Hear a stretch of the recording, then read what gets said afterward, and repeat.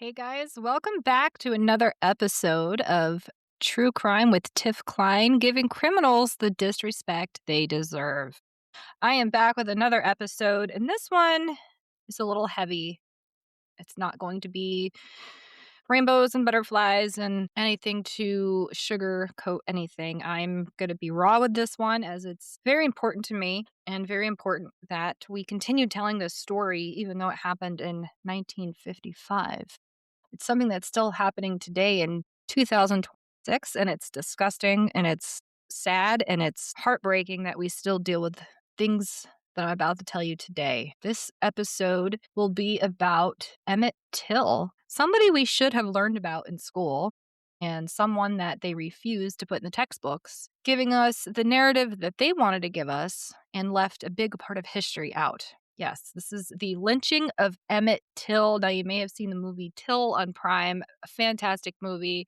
I've read some books, I've watched documentaries, and it wasn't something I learned about until my 30s. This is something that should be in the textbooks. This is something that should be in kids' faces because we are still dealing with it today. This is the story of Emmett Till, a story America must never forget. Emmett Lewis Till, a 14-year-old boy from Chicago, whose life was stolen in Mississippi, 1955.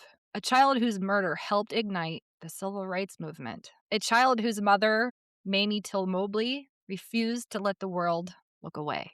This episode contains racial violence and themes that may be difficult to hear, but it's important because remembering Emmett is part of honoring him. Before Emmett Till became a symbol, he was a kid, a real kid, born July 25th, 1941, a jokester, a storyteller, a boy who loved baseball, pulling pranks, making people laugh. His mother described him as a happy child and someone who brought light into every room. Before the injustice that stole his life, Emmett was just a kid, a real kid, a boy with a big smile and an even bigger personality. Everyone who knew him described him the same way: funny, playful, and always trying to make people laugh. He had this spark, this natural charm that made him unforgettable. Emmett survived polio when he was little, and it left him with a slight stutter. But he didn't let that slow him down. When he got stuck on a word, he'd whistle to push through it, a coping habit that would later be twisted into something sinister by people who never cared to know the truth. He loved jokes, he loved pranks, he loved being the center of attention. His mother, Mamie Till Mobley, said he was the kind of kid who could walk in a room full of strangers and walk out with a room full of friends. He helped his mom around the house. He adored his cousins. He loved baseball, comic books, and just being outside. He was 14, that beautiful, awkward age where you're half child, half teenager, and fully convinced the world is yours. He wasn't rebellious, he wasn't disrespectful, and he wasn't reckless. He was a city kid visiting the South for the first time, excited, curious, and unaware of how dangerous that the world could be for a black boy who didn't grow up under Jim Crow. Emmett Till wasn't a symbol. He wasn't a headline. He wasn't a lesson in a textbook because he wasn't even mentioned in school textbooks, and he was a child with a whole life ahead of him, a life he never got the chance to live. He grew up in Chicago, far from the Jim Crow South, and that difference, that gap between the world he knew and the world he was about to enter, would prove fatal. In August of 1955, begged his mother to let him visit in Money, Mississippi. Mamie hesitated. She knew the South, and she knew the danger. But Emmett was determined, and she finally agreed, but not without giving him a warning that every black parent in America knew by heart. Be careful, mind your manners, and if you have to get down on your knees and bow, do it. Emmett promised he would. He had no idea that promise wouldn't be enough. On August 24th, Emmett and a group of teenagers went to Bryant's Grocery and Meat Market, a small store owned by Roy and Carolyn Bryant. What happened inside that store has been debated, twisted, and weaponized for decades. But here's what we do know. Carolyn Bryant claimed Emmett grabbed her hand, made sexual advances, and whistled at her. Witnesses say Emmett may have whistled, a nervous habit that he had after surviving polio. Others say he simply just bought candy and left. What we know for certain is this: nothing Emmett did justified what came next. 4 days later, in the middle of the night, Roy Bryant and his half-brother J.W. showed up at the home where Emmett was staying. They were armed They were angry, and they were looking for the boy who did the talking.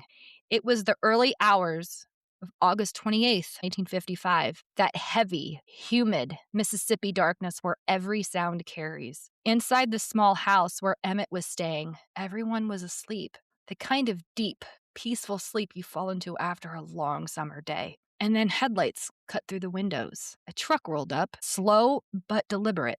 Doors slammed. Heavy footsteps approached the porch, and before anyone inside could fully wake, fists were pounding on the door. Roy Bryant and J.W. Millam didn't come quietly. They came with authority, the kind of authority that came from whiteness, from hatred, from a system that told them that they could take whatever they wanted, even a child. Moses Wright, Emmett's great uncle, opened the door. He was staring down two armed men demanding the boy who did the talking. They pushed past him, storming into the house, waking everyone with their shouting. Emmett was still half asleep when they dragged him out of bed. 14 years old, barely awake, confused, terrified. He didn't fight. He didn't resist. He was a child surrounded by grown men with guns. Emmett was dragged from his bed, and his great uncle Moses Wright begged them to leave him alone, and they refused. They offered money, pleaded for mercy, but mercy wasn't something that these men came for. They forced Emmett out into the night, toward the truck waiting outside. His cousins watched helplessly from the doorway. His aunt cried out. His great uncle stood frozen, knowing that stepping forward could mean death for everyone in that house. And then the truck pulled away. The taillights disappeared into the darkness, and the house fell silent. The kind of silence that only comes when you know something terrible has just happened, and there's nothing you can do to stop it. Emmett Till was stolen in the night, taken from the safety of his family, taken from his bed, taken from his world. And that moment, that violent intrusion into a quiet home, is where the tragedy truly began.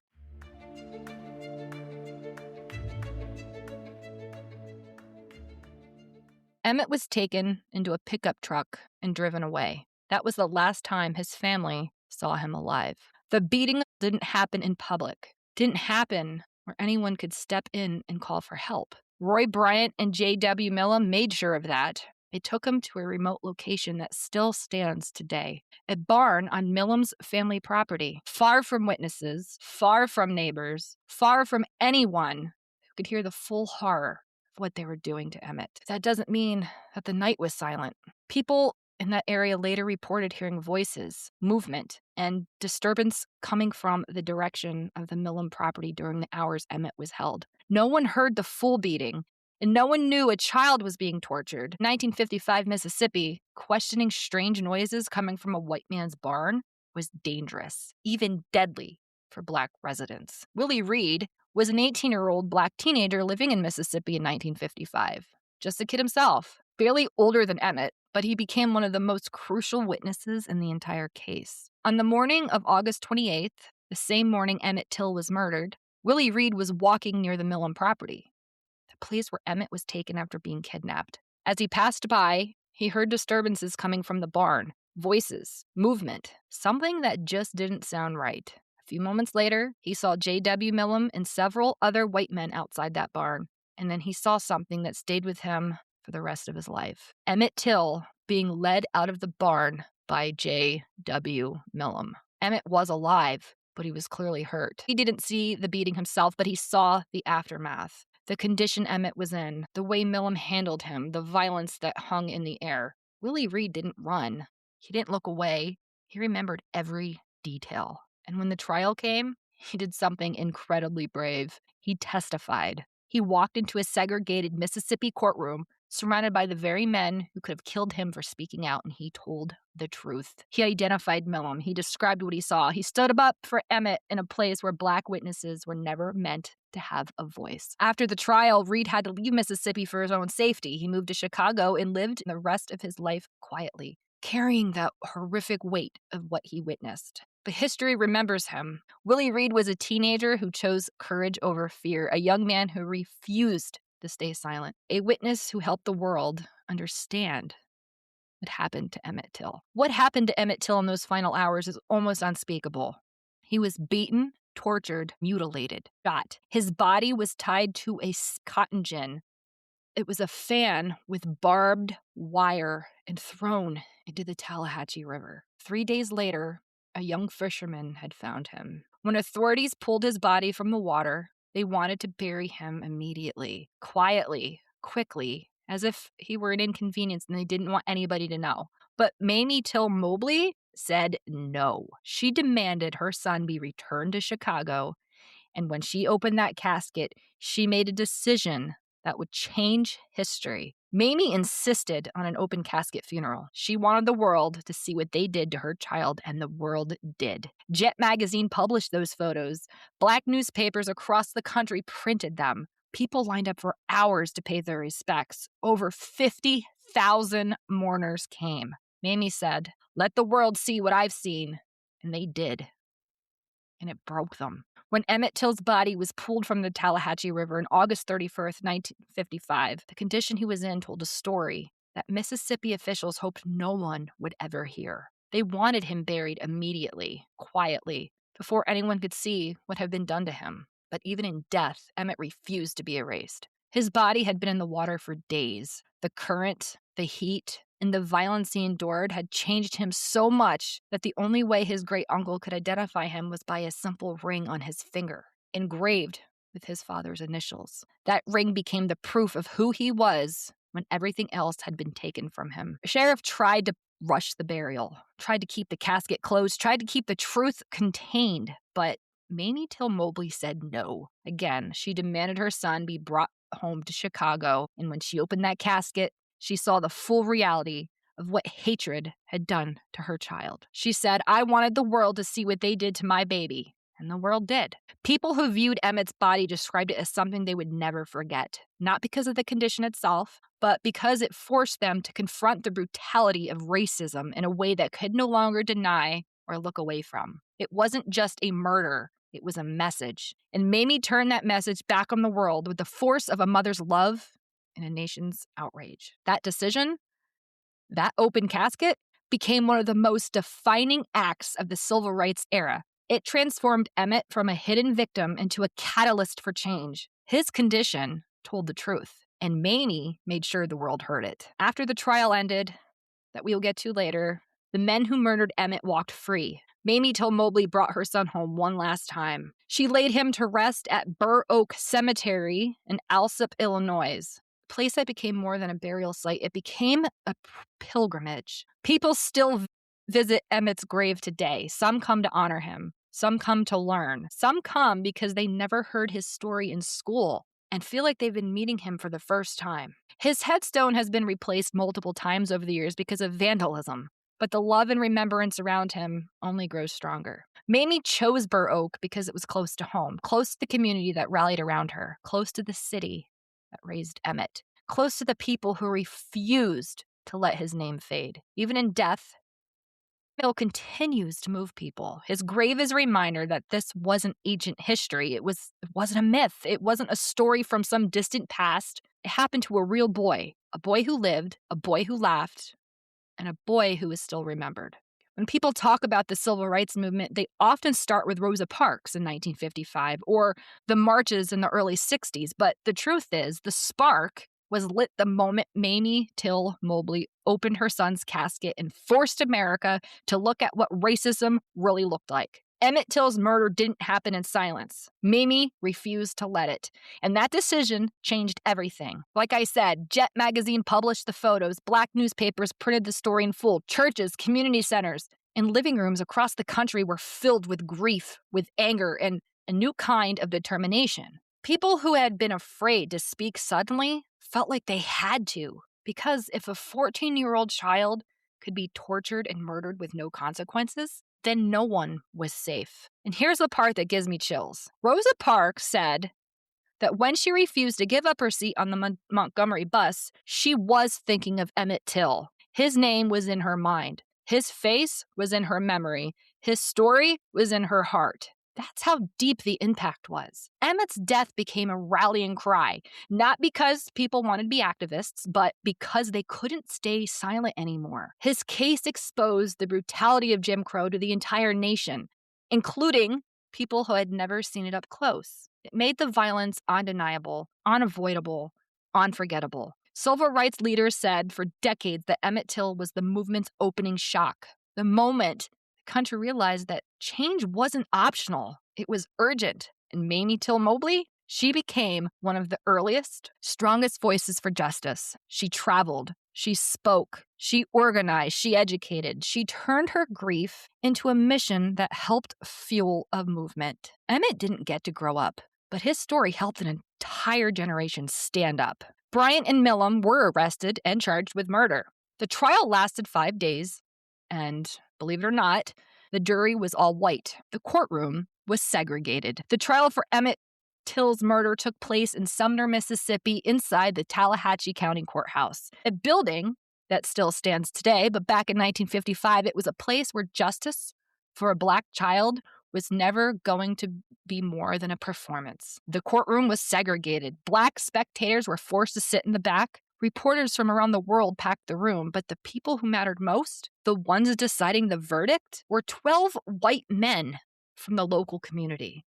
And that wasn't an accident. In 1955, Mississippi, jury pools were drawn from voter rolls, and Black citizens were systematically prevented from voting. That meant the jury was guaranteed to be all white, all male, and deeply tied to the same social system that protected Roy Bryant and J.W. Millum. These jurors were local white farmers and laborers, men who lived under and benefited from Jim Crow, men who knew the defendants personally or by reputation, and men who understood the unspoken rule. White men were not punished for violence against Black people. Some jurors even joked with the defendants during breaks. One later admitted that they would have reached a verdict faster if they hadn't stopped to take a soda break. It took them 67 minutes to acquit both men. It would have been sooner if they didn't take that soda break. One juror said the only reason it took that long is because they wanted to make it look good. The trial wasn't justice. It was a message that Mamie Till Mobley refused to let stand. Moses Wright, Emmett's great uncle, did something almost unheard of in Mississippi at that time. He stood up. He pointed directly at the man who kidnapped his nephew and said, "There he is." It was an act of courage that could have cost him his life. But courage wasn't enough. After just 67 minutes of deliberation, the jury acquitted both men. Months later, protected by double jeopardy, a law I think is bullshit, needs to be thrown out of our justice system, Bryant and Millum sold their confession to Look magazine for $4,000, which I believe with inflation would have been like $35,000, $36,000 today, give or take. They admitted everything. So for $4,000 back then, $35,000, $36,000 in today's money, they admitted to torturing this boy. And there wasn't a damn thing anybody could do about it because of double jeopardy. Emmett Till's murder didn't end with that verdict. It sparked something. The civil rights movement surged forward with renewed fire. Mamie Till Mobley spent the rest of her life fighting for justice, education, and remembrance. She turned her grief into activism. And decades later, in 2017, Carolyn Bryant admitted she had lied about parts of her story. But by then, Emmett was long gone. Justice never came, but truth did. Emmett was not a symbol. He was a child, a son, a cousin, a friend, a boy who deserved to grow up, fall in love, chase dreams, and live a full life. His story is a reminder of what happens when hatred goes unchecked and what can happen when courage stands up to it. There's something I need to say here, something that still sits heavy with me. Emmett Till's story wasn't taught in most American schools. Not mine, not many of yours, and that silence wasn't an accident. Now, I don't remember ever learning about Emmett in school. I don't remember ever hearing about anybody talk about Emmett growing up, and I didn't discover who Emmett was until my 30s. That's disgusting. We were shoved in our faces that Rosa Parks started the civil rights movement. Rosa Parks had Emmett in mind when she refused to move to the back of the bus. Emmett started the civil rights movement. For decades, this case was treated like a footnote. It was not mentioned at all, if at all. A 14-year-old child was kidnapped, tortured, murdered, and somehow the system decided it was, quote, too controversial or, quote, too uncomfortable to teach. But uncomfortable for who? When we erase stories like Emmett's, we're not protecting students. We're protecting the people who benefit from it being erased. And that's the truth. The result is an entire generation, sometimes two, growing up without understanding how recent the violence really was. without knowing Mamie Till Mobley's courage, without seeing Emmett's death helped spark the civil rights movement, without understanding why these conversations still matter today. Silence doesn't heal anything, it just hides. It hides the wound. And that's why we tell these stories now, out loud, in full, because remembering isn't just honoring Emmett. It's refusing to let history be rewritten into something more comfortable than the truth.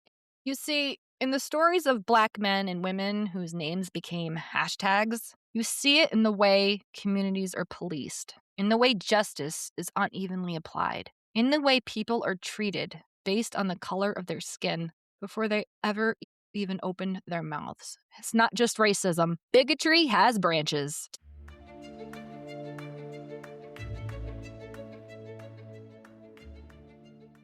Today, transgender people and the broader LGBTQIA plus community face discrimination, harassment, and violence simply for existing. People are still being targeted for who they are, who they love, and how they express their identity. Some are denied health care. Some are denied safety. Some are denied the right to live openly without fear. Different groups, different eras, same root cause. The belief that some people are less human than others. That's the thread that connects Emmett Till's story to the world we live in now. It's the same mindset that once justified segregation and lynching, now showing up in hate crimes, discriminatory laws, online harassment. It's the same fear of otherness that fuels racism, homophobia, and transphobia.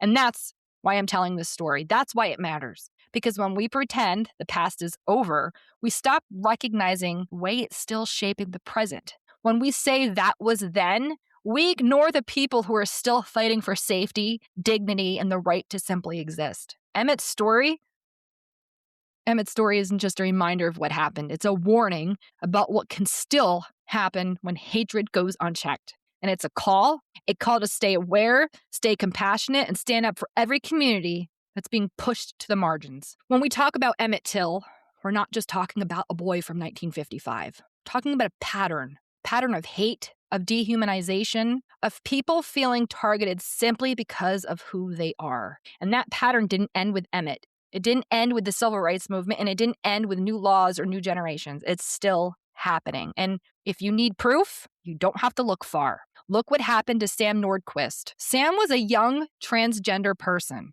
a kid trying to live authentically, trying to exist in a world that still makes that dangerous. Sam faced harassment, cruelty, and the kind of targeted hate that comes from the same place racism comes from: fear of difference, fear of identity, fear of anyone who doesn't fit into someone else's narrow definition of acceptable. Sam's story is a reminder that bigotry doesn't stay in one lane. It shifts, it adapts, it finds new targets. The same mindset that once justified segregation and lynching now shows up in violence against transgender people, in discrimination against the LGBTQIA plus community and its youth, and hate crimes that barely make the news. It's the same poison just poured into a different bottle. Emmett Till was killed because he was Black. Sam Nordquist was targeted because they were transgender.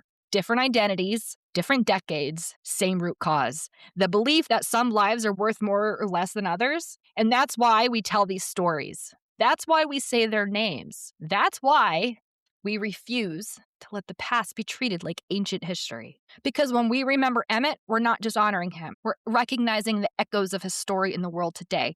We're acknowledging that the fight for dignity, safety, and humanity is still happening right now in our own communities. Sam deserved safety. Sam deserved acceptance, and Sam deserved to grow up just like Emmett did. As long as people are still being targeted for their race, their identity, their gender, or who they love, then Emmett Till's story isn't just history. It's a warning, a call to action. As we close today's episode, I want you to remember something. These stories aren't just history. They're mirrors. They're reminders of what happens when hate is allowed to go unchecked.